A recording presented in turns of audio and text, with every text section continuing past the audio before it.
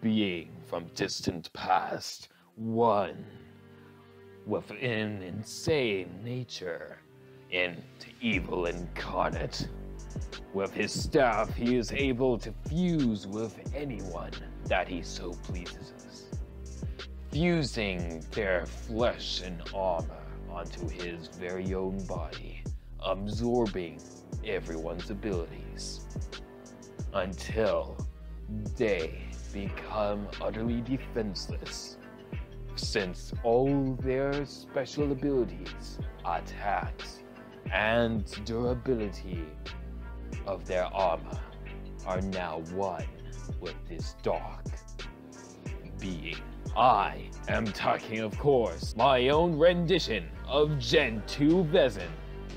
And hello, this is Tributron here, and yes, you're probably wondering, where is the how-to? I'm busy working on it. It's not easy as it sounds, trust me. Anyway, wondering, wait, hold on, Tributron, did you review this before? Why are you reviewing it again? Well, as you can see, I did a few modifications to it. Since a while ago, I took it apart and, and since somebody wanted to know how to make a how-to of it, I decided to make it much more durable, much more rigid, so that you can have a good old time playing it with yourself. This figure has your basics of articulation, but with a special added bonus. So, without further ado, let's go check out the new modifications and design liberties that I took in designing this figure. Now, as you can see, well, it's a black CCBS skeleton, one may say, but I tell you, there is more than meets the eye with this figure. Just look into those dark orange eyes of his as they gleam into your soul. I mean, you just know by the look of his eyes, yes, that's right, I am better. Don't judge me for appearance alone. But, what does he do? Well, why don't I go ahead and take you on a grand old tour? So, he has articulated waist. It does have a great range of articulation. Except there's only like 90 degrees of bend over on the knees. That is the only issue. As well as a few added bonuses. As you can see over in the shoulder region, he also has these special CCBS B-bone pieces. I believe they're B-bones, not A-bones. Yeah, B-bones are like the upper arm kind of joint kind of thingamabobbers. These are B-bones. If I get that wrong, then you could probably correct me in the comments below, but for in this video I might call them B-bones. And so you notice there's bones. Whoa, how original. But they have a special ability. So since this character has the ability to literally fuse with anybody he so pleases, I decided to make this figure as versatile as I possibly could by allowing him to, one, have these bone pieces specifically for characters with shoulder armor. Yes, that's right. So you can fuse him with, let's say, Kopaka, Master of Ice, and you can give him a big, beefy aesthetic. And darn, he looks good. I mean, I might as well give him 2 staffs. Like, oh, you think 1 spear is good enough? Well, guess what? I got 2 master spearmen coming through, yo. Or you can just give him the shield, since he can literally just hold it on the side of his hand, not even wear... I might be pushing it. I might be pushing it with the shield. Never mind. Forget about it. Forget about it. I want to let a man dream. Can a man dream, please? And about the waist articulation, yes. He can even have the torso segment connect to the torso without it hindering the waist articulation whatsoever. But be warned, because since it has mixile joints at the base of the waist articulation mechanism, if you go ahead and play with it way too much, it's gonna go loose. No matter what you do, it's gonna end up getting loose if you keep wiggling it and diggling it. It's like, woo! Alright, it's gonna sag, alright? And it's not gonna look so good once it starts sagging a little bit, but it can still hold the pose. So just don't go all swivel-tastic, because I know you love your swivels, but this figure you better keep it civil. Man, I should be a Rite Master sometime. That would be great. But man, does this character wear other people's armor with pride. I mean, he is so versatile that is unbelievable. Freaking sturdy, man. It's sturdy like a brick. You will not believe how sturdy this guy is now. Except the fact that his head falls off. That can't be helped.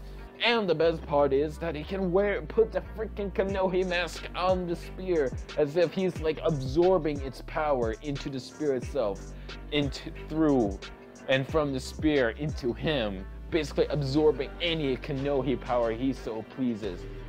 I mean, he literally dominates the field when it comes to the customization abilities with this figure.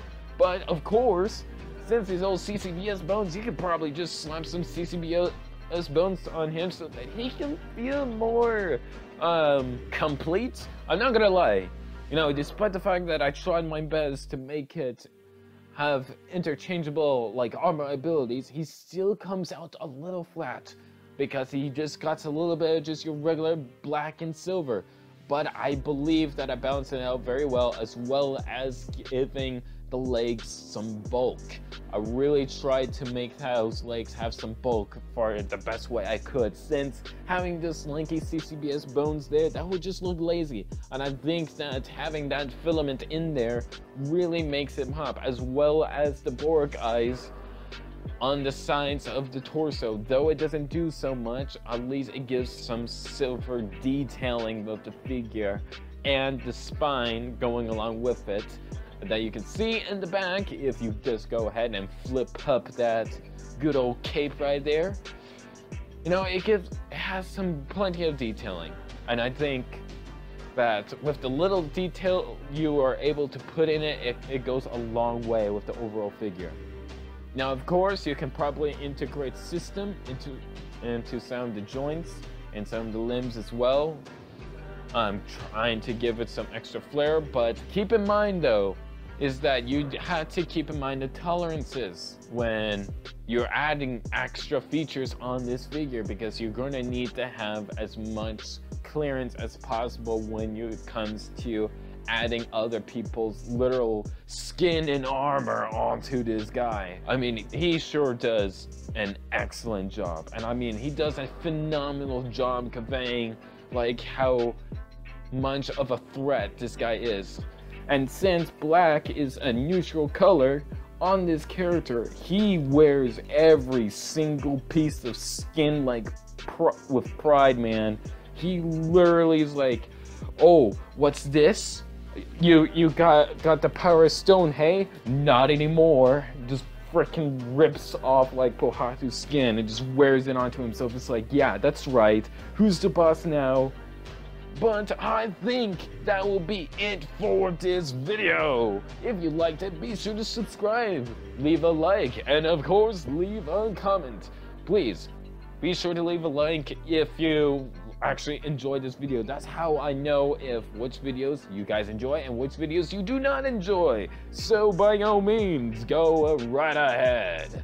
And of course, if you want to go ahead and support me on Patreon as well to help me fund in animations, prompts, and all that goody two-shoes stuff, then be sure to go ahead right there right now. Anyways, I hope you all enjoyed this lovely jam, and of course, I will see you all in the next one. Bye guys!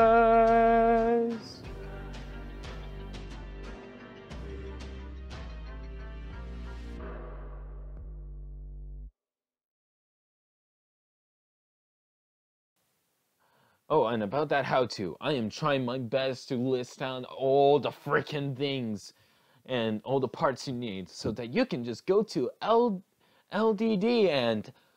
Oh.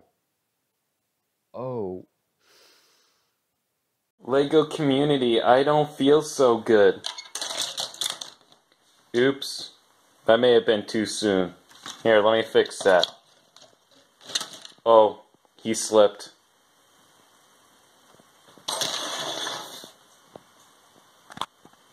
Darn it, Lego.